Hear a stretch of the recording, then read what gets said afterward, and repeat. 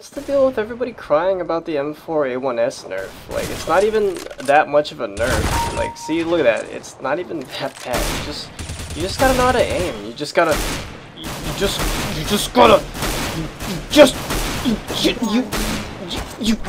got to know how to aim. See, like, simple.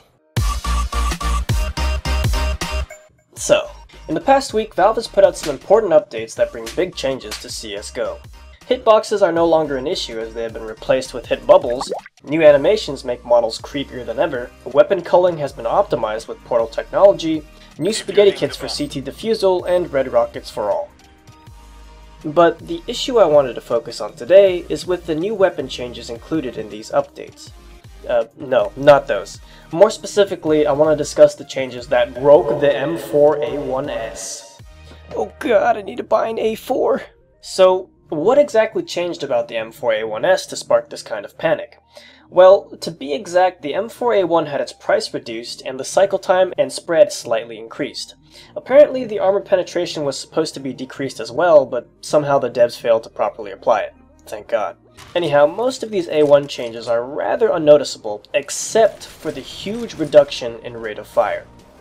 Originally starting at 667, the M4A1's rate of fire has now been reduced to 600 rounds per minute. I know that 600 RPM is roughly about the same as the AK-47, but without the one-hit kill potential, this is a pretty big nerf. That, and it just feels significantly slower to shoot in comparison to what it was before. It almost feels like the M4 in Gmod, which I'm on the fence about. As small as this nerf may seem, it has actually drastically changed the playstyle of the M4A1S in my opinion. After the update, it seems like the gun is now better suited as a long-range tap gun.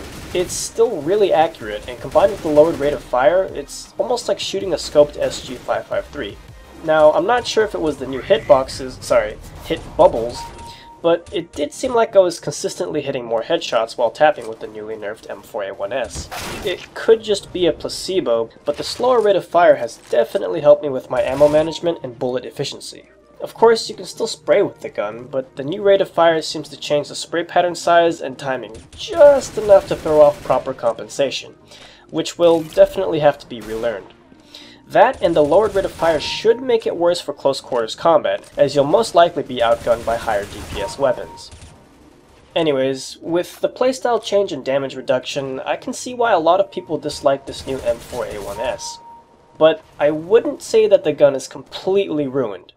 Don't get me wrong, it's definitely been nerfed, but it isn't unusable. It's just different.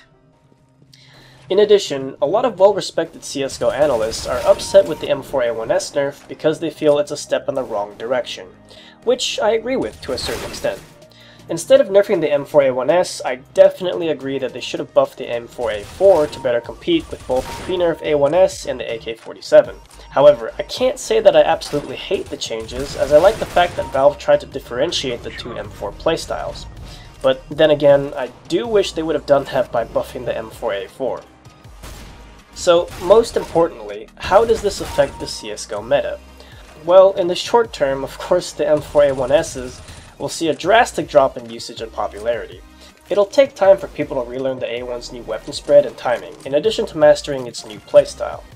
I've also read that more people are starting to pick up the AUG in competitive play, but as much as I like the gun, realistically I don't see its popularity lasting in the mainstream meta. Unless we get another AUG-fensive buff, that is. In the meantime, the M4A4 will take its rightful place on the throne as the #1 assault rifle for CTs. The king of the M4s. M4s. M4s. Jokes aside, there's a lot more to discuss in terms of how the meta will react to these changes, in addition to how best use the new M4A1S. You just gotta tap. You just gotta tap, see?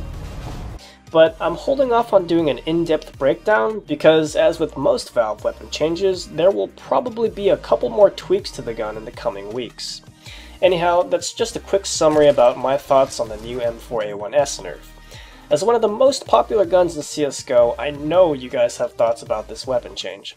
So let me know what you think. Has this nerf gone too far, or is it just right? How would you change the M4s?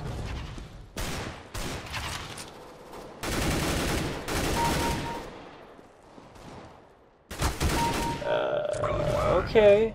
Until next time.